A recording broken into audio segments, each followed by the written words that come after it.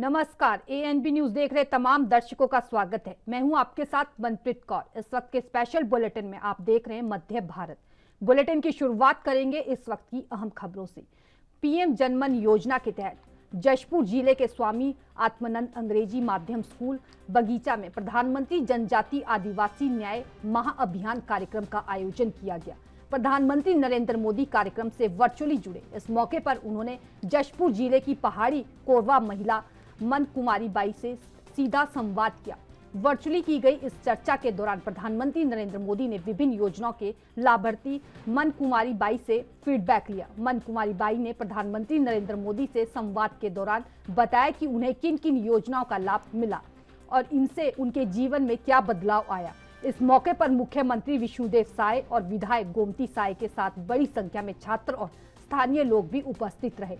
बता दें कि प्रधानमंत्री ने सबसे पहले मन कुमारी का स्वागत किया और संवाद शुरू किया। इस दौरान प्रधानमंत्री ने मन कुमारी से पूछा कि उन्हें किन किन योजनाओं का लाभ मिला है। इस पर मन कुमारी ने बताया कि उन्हें प्रधानमंत्री आवास योजना, प्रधानमंत्री उज्जवल योजना, नल जल योजना आदि का लाभ मिला। मन कुमारी के प्रधानमंत्री को बताया कि अब पक्के आवास में वह रह रही हैं, जिससे उनका जीवन आसान हो गया है। उन्होंने बताया कि केंद्र सरकार की विभिन्न योजनाओं का लाभ लेने के साथ ही वे इसके लिए लोगों को भी जागरूक कर रही हैं।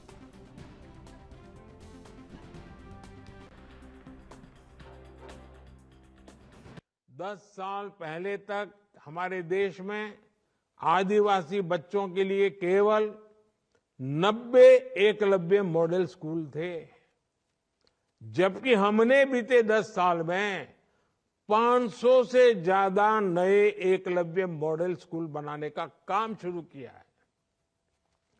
आदिवासी बच्चे सिर्फ स्कूली पढ़ाई करके रुक जाएं, ये सही नहीं। अति पिछड़े जनजाति समाज के बच्चे जब एमए, बीए और बड़ी क्लास की पढ़ाई पूरी करेंगे, बड़ी कंपनियों में काम करने के लिए जिस पढ़ाई की जरूरत होती है वो पढ़ाई करेंगे, तब हमारे लिए खुशी की बात होगी। इसके लिए आदिवासी इलाकों में कक्षाओं और आधुनिक बनाया जा रहा है। उच्च शिक्षा के केंद्र बढ़ाए जा रहे हैं। साथियों, पूरे आदिवासी समाज की आमदनी कैसे बढ़े, इनकम कैसे बढ़े, इसके लिए हम हर स्तर पर कोशिश कर रहे हैं। आदिवासी साथियों के लिए वन उपज बहुत बड़ा सहारा है।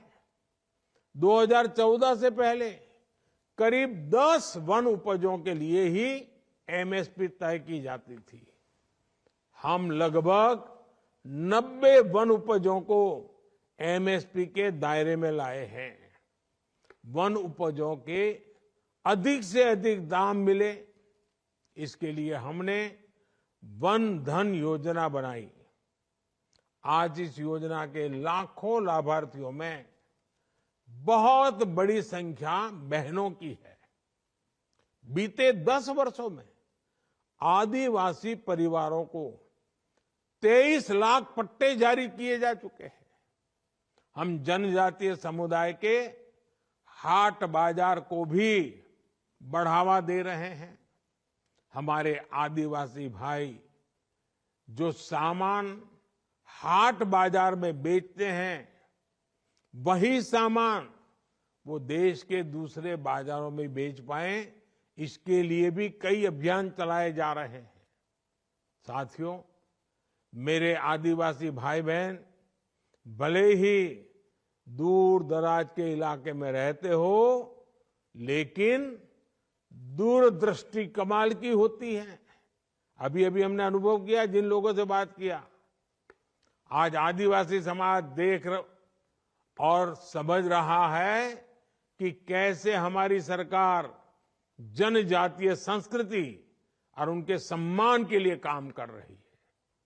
हमारी ही सरकार ने भगवान बिरसा मुंडा के जन्म दिवस को जनजातीय गौरव दिवस घोषित किया।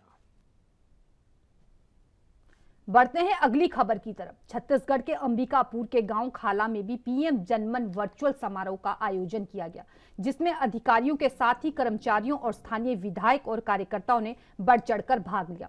इस मौके पर सभी ने पीएम मोदी के कार्यक्रम को सुना और इसके बाद स्थानीय विधायक ने सभी को पीएम आवास, बिजली और नल जल कनेक्शन के बारे में विस्तार से जानकारी दी।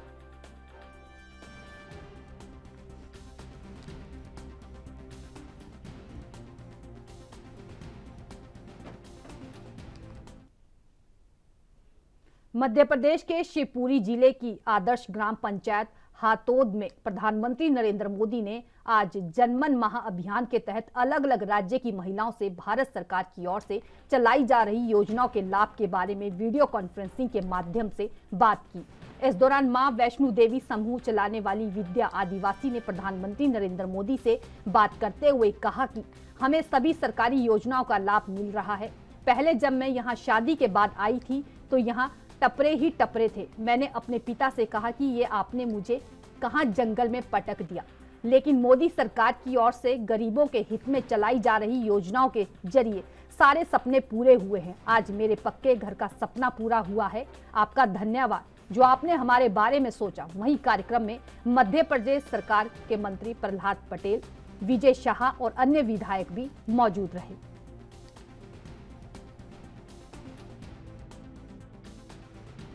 अमन से बात भाई प्रधानमंत्री से, हमारो गांव देख के, हमारी भाई बहनियन को देख के, गांव वासियन को देख के बहुत खुश है। हम पहले बहुत बुरी हालत में डरे थे और सोए मतलब गरीब लोग बहुत बेकार थे, बहुत वहाँ में झोपड़ी में रहते थे। आज हमारे को बुलंदी चुबा दी और आज हम उनकी से बदौलत से बहुत हमारे को सब्जी के पैसे मिलते हैं, राशन कार्ड का फ्री गेहूं मिलता है। आज हमारी तरफ से उनको बहुत बहुत बधाई, बहुत बहुत धन्यवाद। बिजली कनेक्शन वगैरह, मकान वगैरह मिले हमारे घर नल योजना लगी है, बिजली कनेक्शन है, पक्के घर बन गए, सड़क गिर गई पक्की, हमारे को गैस चूल्हा भी है। रोजगार के लिए कुछ कहा उन्होंने कि रोजगार किस तरह चाहिए आपको? हमने रोजगार जी सर, हम तो अपनी खेती करते हैं, 2.5 बीघा धरती हैगी तो उनमें सरसों लगा लेते थे, तिली लगा लेते।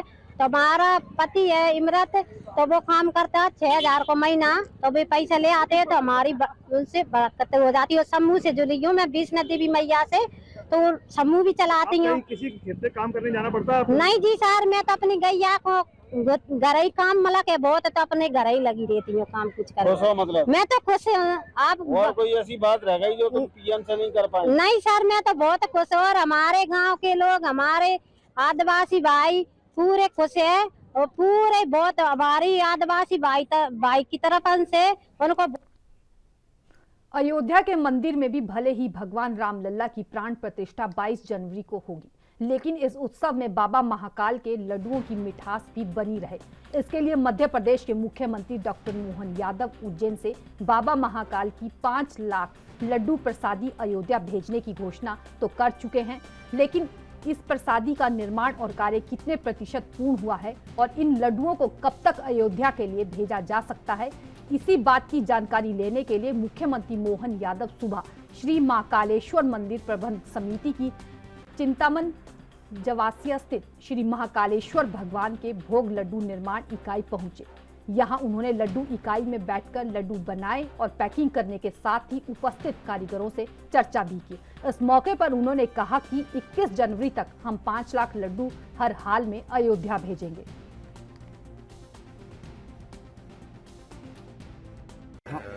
सुप्रसिद्ध और भारत के सुप्रसिद्ध सम्राट यशस्वी विक्रमादित्य ने 2000 साल पहले अयोध्या में जाकर के भगवान राम के मंदिर का जीर्णोद्धार कराया था।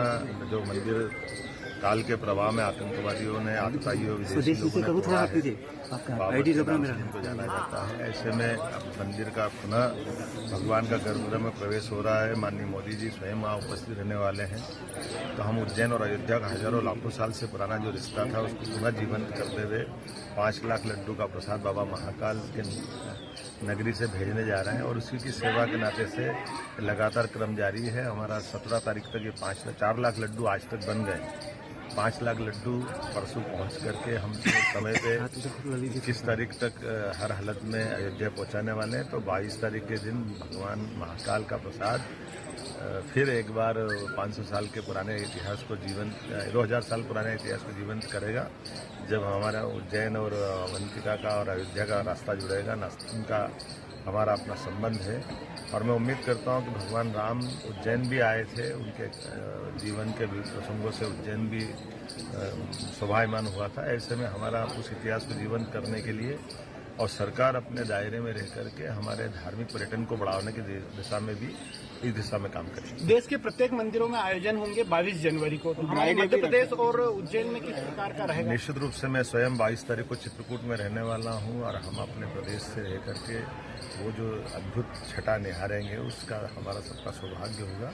मैं उम्मीद करता हूं कि ये जो सुप्रीम कोर्ट का जो निर्णय हुआ था और माननीय यशस्वी प्रधानमंत्री ने जो इतनी बड़ी एक तरह से वर्षों पुरानी जिस बात को लंबित किया था कांग्रेस ने और अन्य लोगों ने, उसका न केवल समाधान खोजा बल्कि हिंदू मुसलमानों की एकता का इससे बड़ा उदाहरण नहीं हो सकता जो एक तरह से 22 तारीख को हो रहा है। जब हम सब जानते कि 50 साल तक जो परस्पर एक दूसरे के खिलाफ मुकदमे लड़ते रहे, वैसे वो मुस्लिम बंधु अगर धर्म के इस मार्ग पे हिंदू भूसंख्यों की भावना का सम्मान करते थे, वो अगर हर्ष व्यक्त कर रहे हैं, प्रसन्नता व्यक्त कर रहे हैं, तो कांग्रेस को समझ में आना चाहिए कि वो इस मामले में एक निश्चित अपना स्टैंड बदले और भगवान राम के प्राण प्रतिष्ठा में स्वयं सम्मिलित हो। कांग्रेस को विचार करना चाहिए। निश्चित रूप से हमने 22 तारीख को ये जो है अपनी सरकार के माध्यम से ड्राई डे घोषित किया है कि हर हालत में हमारी अपनी इस आस्था के पर्व पे किसी प्रकार के व्यसन की कोई दुकान चालू नहीं रहेगी। बढ़ते हैं अगली खबर की तरफ।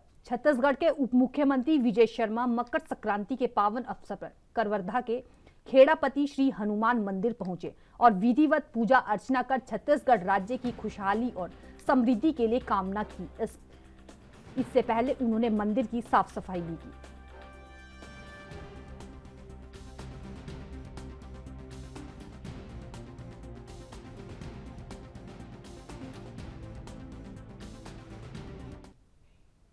इंडियन क्रिकेट टीम के खिलाड़ियों ने सोमवार सुबह महाकाल के दर्शन किए। तड़के 2 बजे क्रिकेटर रवि बिश्नोई, तिलक वर्मा, वॉशिंगटन सुंदर और जितेश शर्मा महाकाल मंदिर पहुंचे। सभी ने नंदी हॉल में बैठकर भगवान महाकाल की आरती की। इससे पहले रविवार को इंदौर में भारत और अफगानिस्तान के बीच मैच खेला गया था। टीम को मिली जीत के बाद भारतीय टीम के चारों खिलाड़ी उज्जैन पहुंचे थे। करीब 2 घंटे तक भस्म आरती में शामिल होने के बाद सभी इंदौर के लिए रवाना हो गए।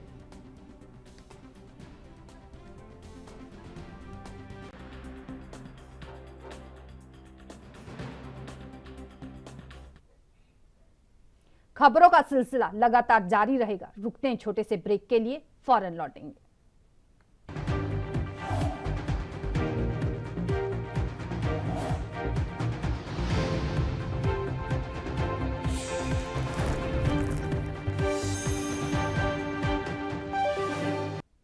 ब्रेक के बाद एक बार फिर से स्वागत है। बढ़ते हैं अगली खबरों की तरफ। मध्य प्रदेश भारतीय जनता पार्टी के प्रदेश अध्यक्ष विष्णुदत्त शर्मा ने सोमवार को भोपाल में दीवार लेखन अभियान की शुरुआत की। वीडी शर्मा ने शिवाजी नगर के वार्ड नंबर 45 के बूथ क्रमांक 159 पहुंचकर दीवार लेखन किया। उन्होंने दीवार पर एक बार फिर मोदी सरकार का लेखन किया। बता दें कि आगामी लोकसभा चुनाव के पहले पार्टी के इस अभियान की आज पार्टी अध्यक्ष जेपी नड्डा ने शुरुआत की है। इसी कड़ी में वीडी शर्मा ने मध्य प्रदेश में इसका आगाज किया। वहीं दीवार लेखन के बाद वीडी शर्मा ने कहा कि फिर एक बार मोदी सरकार के स्लोगन के साथ कमल का फूल दीवार पर अंकित किया जा रहा है। बीजेपी का एक एक कार्यकर्ता हर बूथ पर उतरने वाला है।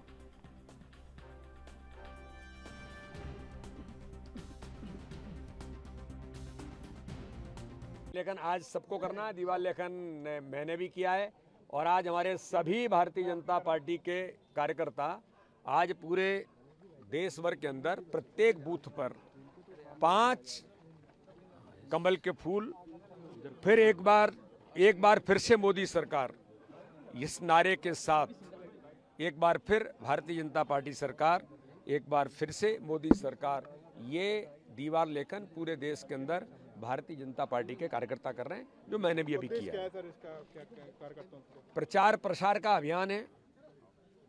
देश का जनमानस चाहता है कि भारतीय जनता पार्टी, हमारा अभियान है कि प्रत्येक बूथ पर बूथ मजबूत बने और हर बूथ पर हम चुनाव लड़ने की तैयारी में। भारतीय जनता पार्टी ने, आपको ध्यान में होगा, हम जब विधानसभा का चुनाव लड़ रहे तो हमने कहा हम प्रत्येक बूथ पर चुनाव लड़ेंगे और कार्यकर्ताओं के बल पर लड़ेंगे।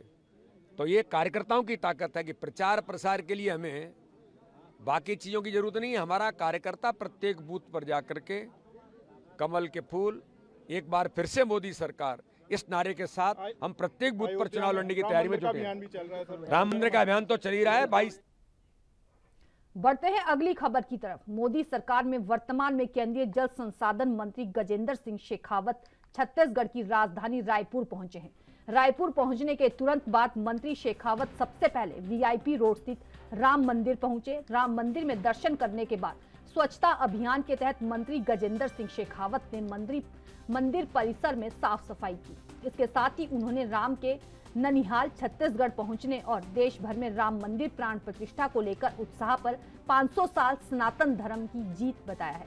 गजेंद्र सिंह शेखावत ने कहा कि आज 500 साल के बाद भगवान राम अपने घर में प्रवेश करने वाले हैं। यही सेवा और संकल्प से राम के आदर्श को अपने जीवन में सभी को उतारना चाहिए। इसके साथ ही उन्होंने कांग्रेस की ओर से राम मंदिर प्राण प्रतिष्ठा में न जाने को लेकर कहा है कि मैं ऐसी कई घटनाओं के बारे में बता सकता हूं, जब पूरा देश गर्व कर रहा हो तो कांग्रेस उस बात का विरोध कर रही होती है। यह कोई पहली बार नहीं है कि कांग्रेस ने अपने चरित्र के बारे में बताया हो।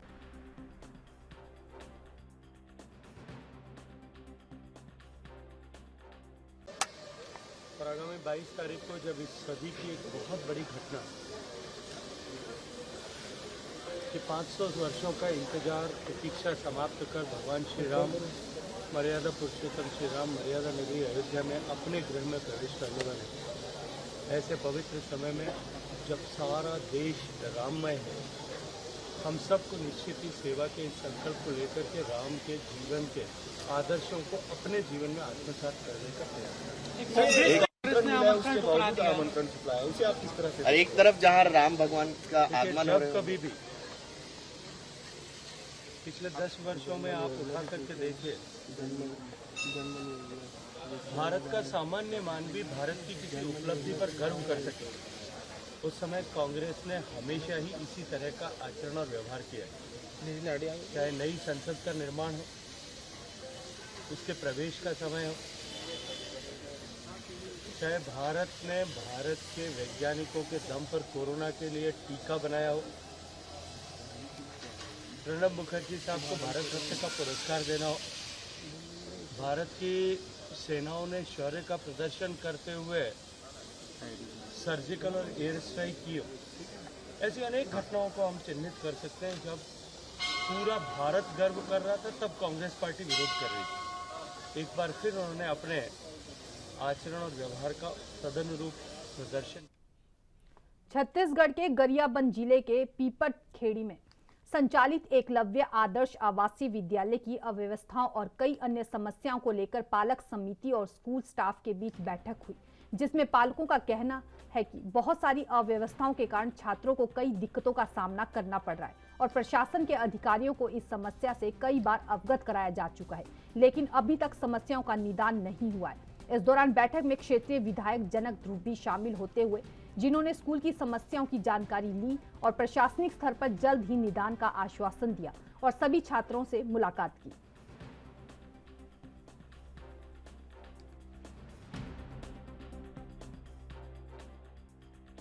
तौर पर जो यहाँ एकलव्य विद्यालय जो यहाँ पे संचालित हो रहा है, इसका मूल जो केंद्र है वहाँ देहारगुड़ा रहा है। वहाँ का अभाव के कारण से समस्या से जूझ रहे थे, इस कारण से इसको स्थापित यहाँ पे ट्रांसफ़र किया गया है। यहाँ भी वह समस्या बनी हुई है। लगातार शासन के लोगों से बात कर रहे हैं लोग, अधिकारी लोग आश्वासन दे रहे हैं, लेकिन आज मैं जो देखा यहाँ पे तो निश्चित तौर पर बच्चों लोगों की जो समस्या है जद का तस पड़ी हुई। आने वाला 2-4 दिन में संबंधित यहाँ कलेक्टर से बात करके यहाँ की समस्या के निजात दिलाएंगे। हर साल 11 और 17 जनवरी तक सुकमा जिले में राष्ट्रीय सड़क सुरक्षा सप्ताह मनाया जाता है। यह सप्ताह लोगों में जागरूकता बढ़ाने और जिम्मेदार तरीकों से वाहन चालकों को बढ़ावा देने के लिए मनाया जाता है। सप्ताह भर चलने वाले इस कार्यक्रम का उद्देश्य लोगों के बीच सड़क सुरक्षा उपायों को प्राथमिकता देने और सड़क दुर्घटना में कमी लाना है। इसी बीच सुकमा एसपी किरण चहवान ने राष्ट्रीय सड़क सुरक्षा सप्ताह की थीम की शुरुआत की, जहां उन्होंने सड़क सुरक्षा बढ़ाने और दुर्घटना के बाद लोगों की सहायता करने पर जोर दिया।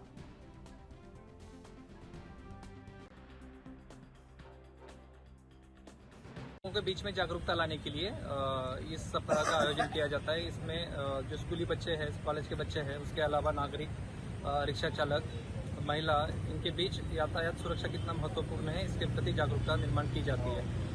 सुकमा जैसी जगह में 2023 में 65 लोगों की मौत अपघातों की वजह से हुई है और पूरे देश में जो आंकड़ा है 1.5 लाख से भी ज़्यादा है और जो घायल होते हैं उनकी संख्या और भी ज़्यादा है। और ये जो घायल होने वाले और मारे जाने वाले बहुत सारे जो लोग हैं ये घर के कमावतू लोग होते हैं। इसलिए यातायात जो अवेयरनेस है वो बहुत ज़रूरी है। मैं सभी युवाओं को, महिलाओं को और सभी नागरिकों को अपील ये करता हूँ कि जो भी सुरक्षा नियम हैं यातायात उनका अच्छे से पालन करो और खुद की जान बचाओ और खुद के फैमिली है उसके लिए मतलब खुद की सुरक्षा करो। बढ़ते हैं अगली खबर की तरफ। केंद्रीय राष्ट्रीय सड़क सुरक्षा सप्ताह पूरे देश में मनाया जा रहा है। इसी कड़ी में छत्तीसगढ़ के गरियाबंद पुलिस की ओर से यातायात नियमों को लेकर जागरूकता रैली निकाली गई, जिसमें जागरूकता रथ के साथ ही पुलिस के सैकड़ों जवानों ने बाइक पर सवार होकर रैली निकाली। ये रैली कोर्ट रोड और फॉरेस्ट होते हुए गौरव पथ पर पहुंची, जहां से तिरंगा चौक होते हुए ये रैली एसपी ऑफिस पहुंची। बता दें कि इस कार्यक्रम में आत्मनंद स्कूल से आए बच्चों ने भी हिस्सा लिया था। इस दौरान बच्चों को यातायात नियमों और सुरक्षा की जानकारी भी दी गई है।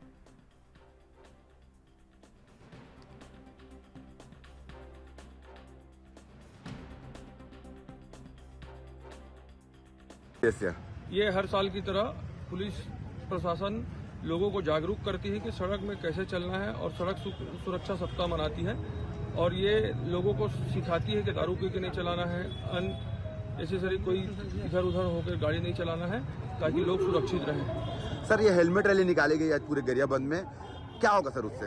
एक संदेश है लोगों के जागरूक करने के लिए पुलिस के द्वारा हेलमेट रैली निकाली गई है कि गाड़ी चलाने, दोपहिया चलाने के टाइम हेलमेट लगाना अनिवार्य है।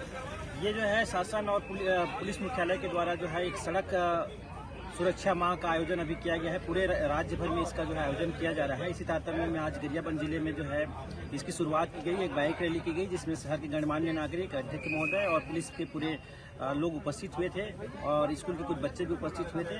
इसका यही उद्देश्य है कि लोगों को जो है जो ट्रैफिक रूल्स है उससे अवेयर कराया जाए, लोगों में जो है जानकारी हो, जानकारी का लाभ मिले और जो है जो दुर्घटनाएं हो रही हैं, लगातार जो दुर्घटना से लोगों की मृत्यु हो रही है इसको रोका जा सके, इसके लिए लगातार सरकार के द्वारा प्रयास किया जाता है। उसी तारतम्य में यह प्रयास जो है इस समय शुरू किया गया है जो लगभग 1 माह तक।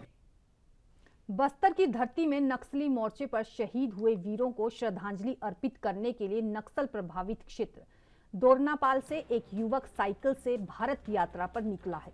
भारत यात्रा पर निकले युवा जयस मंडल का कहना है कि वो दोरनापाल से सीधे अयोध्या जाएंगे, उसके बाद केदारनाथ, बद्रीनाथ होते हुए जम्मू में वैष्णो देवी पहुंचेंगे। इसके बाद से वहां से वापसी के दौरान शिरडी, महाकाल होते हुए वापस दोरनापाल लौटेंगे। इस दौरान उन्होंने अपना उद्देश्य बताते हुए कहा कि जितने भी जवान बस्तर जैसे नक्सल प्रभावित क्षेत्र में मोर्चा संभाले हुए शहीद हुए हैं उन्हें श्रद्धांजलि अर्पित करना और सफर के दौरान मिलने वाले लोगों को उनके बारे में जानकारी देना और उन्हें प्रेरित करना है कि उनका मुख्य उद्देश्य है। उन्होंने बताया कि बस्तर संभाग का सुकमा जिला बेहद नक्सल प्रभावित क्षेत्र है। कई बड़ी घटनाएं सुकमा जिले में हो चुकी हैं। बता दें कि जयस मंडल साइकिलिंग का शौक रखते हैं और उनकी ये यात्रा लगभग 10,000 किलोमीटर का सफर 6 महीने में तय करते हुए वापस दोरनापाल में सप्ताह समाप्त होगी।